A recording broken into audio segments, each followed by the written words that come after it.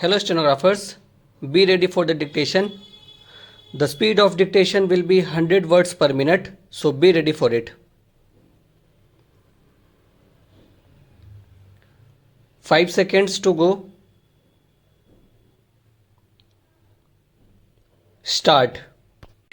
It would be useless on my part to attempt to deal at any length with the many nightmares and imaginary visions of a widespread plan for the extermination of Muslims in the states which the Prime Minister of Pakistan has conjured up in the broadcast made from his sick bed.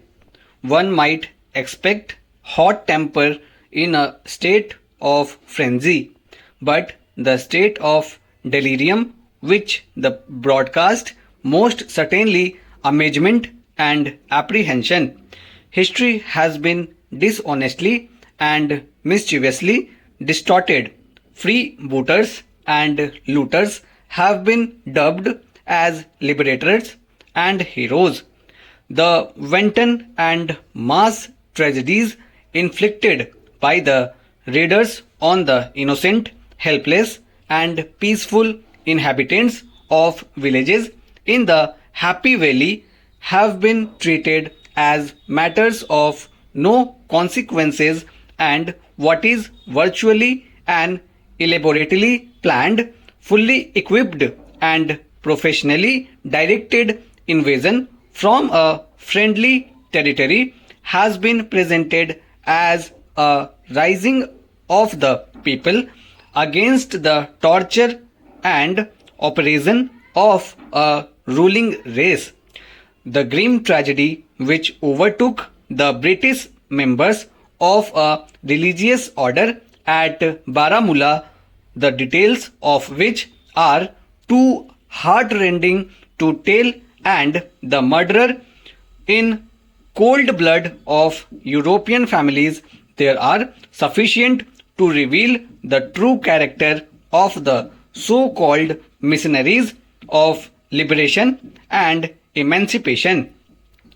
The ceaseless, hysteric outbursts of the Prime Minister of Pakistan, together with the known composition of these raiders and their equipment, fully bear out the interest taken by a neighboring state, the leaders of which more than anyone else have constantly harped in the past of the independent character of the states after the lapse of paramountcy and the entire freedom of choice in the matter of accession vested in their rulers, as if Kashmir alone was not an adequate target for the venomous shafts of the Prime Minister of Pakistan. He has encompassed within his indictment the states of India are states that have acceded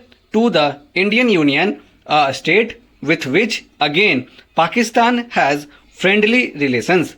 As usual, however, facts have either been ignored or given a twist to suit the picture which the Prime Minister deliberately intended to overdraw.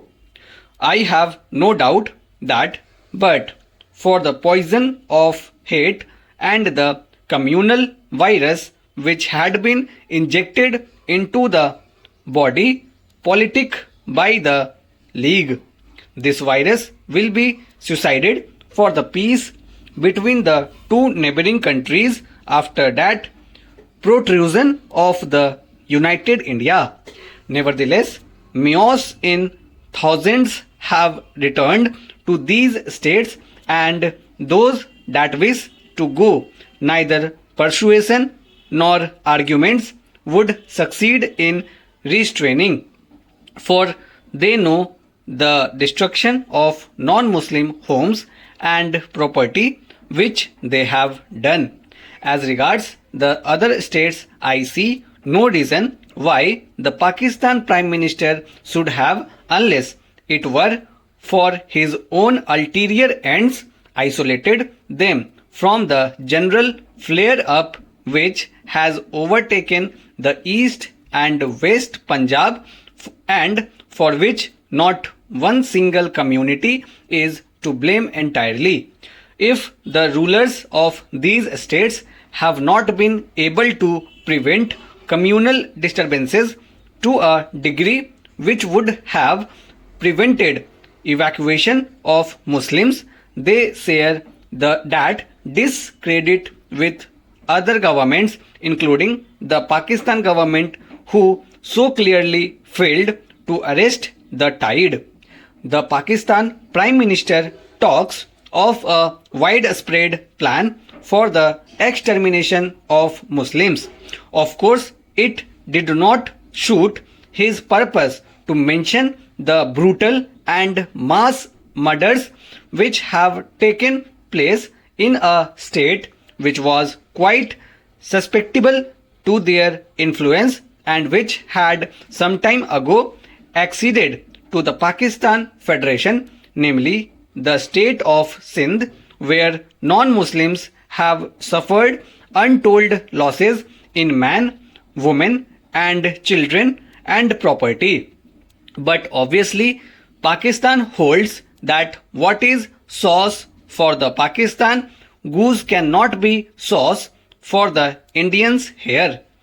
While non-Muslims have been exterminated ruthlessly and without remorse from Pakistan and its neighboring states, producing an inevitable reaction in the Indian Union, the blame must rest with the latter, for the inhabitants of the latter have refused to submit to the fate of their co-religionists in the former.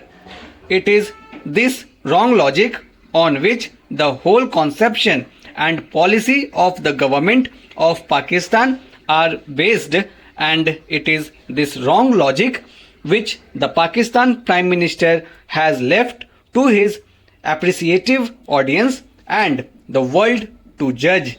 The Pakistan Prime Minister has also made the following statement. When we asked the Indian government to protect the Muslims in these states, we were told that these events were the state's internal affairs and the Indian government could not interfere. Whenever this question was broached between the two governments, the limitations imposed by constitutional relationship on interference in the internal administration of a state were mutually recognized.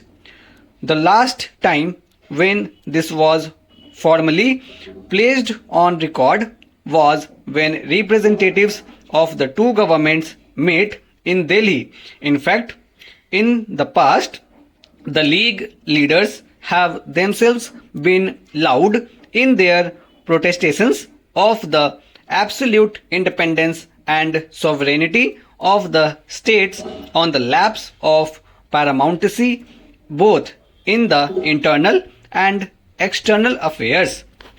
Stop.